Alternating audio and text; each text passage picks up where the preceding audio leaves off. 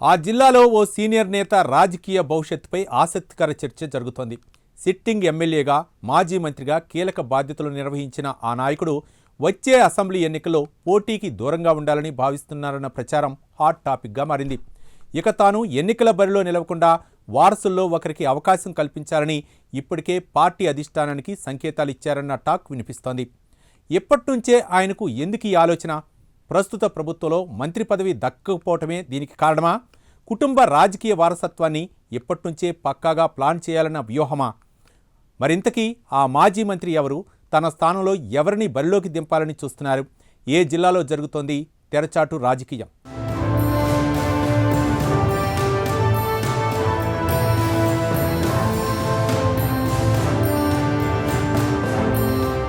పశ్చిమ గోదావరి జిల్లా గోదావరి తీరంలో ప్రత్యేక రాజకీయ చరిత్ర కలిగిన నియోజకవర్గం ఆచంట. ఒకప్పుడు కమ్యూనిస్టుల కంచుకోటగా పేరొందిన ఈ నియోజకవర్గం నుంచి ప్రస్తుతం సీనియర్ నాయకుడు, మాజీ మంత్రి పితాని సత్యనారాయణ టీడీపీ ఎమ్మెల్యేగా ప్రాతినిధ్యం వహిస్తున్నారు. అయితే ఇప్పుడు ఆచంట రాజకీయాల్లో కొత్త చర్చ తెరపైకి వచ్చింది. వచ్చే ఎన్నికల్లో తాను పోటీ చేయనని పితాని ప్రకటించడంతో ఆయన రాజకీయ వారసుడు ఎవరన్నది హాట్ టాపిక్గా మారింది. లేసు వ్యాపారి నుంచి రాజకీయాల్లోకి వచ్చిన పితాని సత్యనారాయణ బలమైన బీసీ సామాజిక వర్గ నేతగా తనకంటూ ప్రత్యేక గుర్తింపు తెచ్చుకున్నారు. తొలుత కాంగ్రెస్ పార్టీలో కొనసాగిన ఆయన ఉమ్మడి ఆంధ్రప్రదేశ్లోని పెనుగొండ నియోజకవర్గం నుంచి 2 సార్లు ఎమ్మెల్యేగా గెలిచారు. కాంగ్రెస్ ప్రభుత్వంలో కీలక శాఖలకు మంత్రిగా కూడా పనిచేశారు.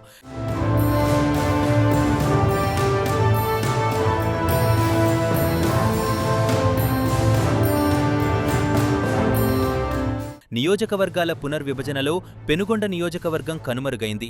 రాష్ట్ర విభజనతో రాజకీయ సమీకరణాలు మారిపోవడంతో పితాని సత్యనారాయణ టీడీపీ గూటికి చేరారు. 2014 ఎన్నికల్లో ఆచంట నుంచి టీడీపీ ఎమ్మెల్యేగా గెలిచారు. చంద్రబాబు కేబినెట్లో కార్మిక, ఉపాధి శాఖ మంత్రిగా బాధ్యతలు చేపట్టారు. అయితే 2019 ఎన్నికలు పితాని రాజకీయ ప్రయాణంలో కీలక మలుపుగా మారాయి. ఆచంట నుంచి మరోసారి బరిలోకి దిగిన ఆయన ఫ్యాన్ పార్టీ వేవ్లో ఓటమి పాలయ్యారు. అయినప్పటికీ 5 ఏళ్ల పాటు పార్టీని వీడకుండా జిల్లా వ్యాప్తంగా టీడీపీ బలోపేతానికి తనవంతు ప్రయత్నాలు చేశారు. 2024లో టీడీపీ కూటమి అధికారంలోకి రావడంతో పితాని సత్యనారాయణకు మరోసారి మంత్రి పదవి ఖాయమనే చర్చ జరిగింది. సీనియర్ నేతగా, బీసీ సామాజిక వర్గంలో బలమైన నాయకుడిగా పితానికి ప్రాధాన్యం దక్కుతుందని ఆయన అనుచరులు, రాజకీయ పరిశీలకులు కూడా భావించారు. కానీ చంద్రబాబు కేబినెట్లో పితానికి చోటు దక్కలేదు. దీంతో ఆయన అనుచరులు, పితాని సామాజిక వర్గంలో తీవ్ర నిరాశ వ్యక్తమైంది.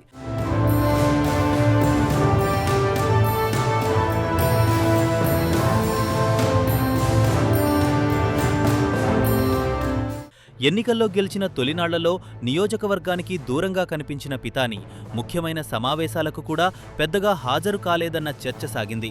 అయితే కొంతకాలం తర్వాత మళ్లీ ప్రజల్లోకి రావడం ప్రారంభించారు.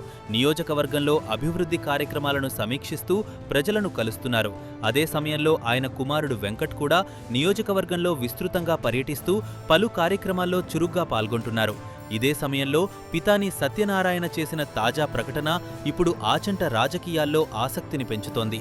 వచ్చే ఎన్నికల్లో తాను పోటీ చేయనని, ప్రత్యక్ష రాజకీయాల నుంచి తప్పుకుంటున్నట్లు పితాని స్పష్టం చేశారు. నియోజకవర్గంలో అభివృద్ధి కార్యక్రమాలను సమీక్షిస్తున్న సమయంలోనే పితాని ఈ ప్రకటన చేయడం చర్చనీయాంశంగా మారింది.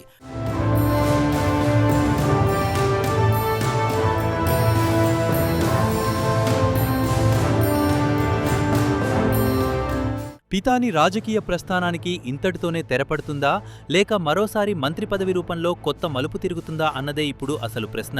రానున్న 2.5 ఏళ్లలో రాష్ట్ర మంత్రివర్గ విస్తరణ జరిగితే చంద్రబాబు కేబినెట్లో పితానికి అవకాశం దక్కుతుందా అన్న ఆసక్తి అందరిలో ఉంది.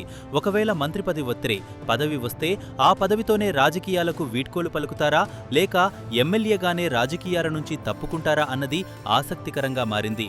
మరోవైపు పితాని సత్యనారాయణ రాజకీయ వారసుడిగా ఆయన కుమారుడు వెంకట్ పేరు ఇప్పుడు తెరపైకి వస్తోంది.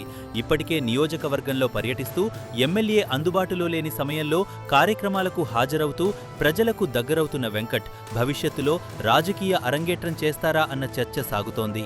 పితాని స్వయంగా తన రాజకీయ వారసుడిగా వెంకట్ను ప్రకటిస్తారా అన్నది కూడా ఆచంట ప్రజల్లో, టీడీపీ తమ్ముళ్లలో ఆసక్తి రేపుతోంది.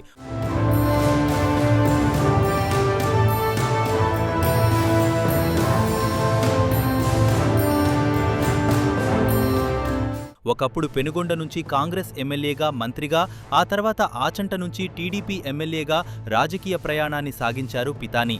జిల్లాలో ఒక సామాజిక వర్గానికి ప్రాతినిధ్యం వహించిన పితాని సత్యనారాయణ ఇప్పుడు ప్రత్యక్ష రాజకీయాలకు గుడ్ బై చెప్పే దిశగా అడుగులు వేస్తున్నట్లు కనిపిస్తోంది. మంత్రి పదవితో పొలిటికల్ రిటైర్మెంట్ తీసుకుంటారా, లేకపోతే పదవి లేకుండానే తప్పుకుంటారా అన్నదానిపై చర్చ మొదలైంది. పితాని వారసుడిగా వెంకట్కు ఆచంట సీటు దక్కుతుందా, లేక టీడీపీ కొత్త నాయకత్వాన్ని తెరపైకి తీసుకొస్తుందా అన్నది కూడా చూడాలి. ఆచంట రాజకీయాల్లో పితాని తర్వాత ప్రాతినిధ్యం వహించే దెవరనేది ఇప్పుడు ఆసక్తికరంగా మారింది.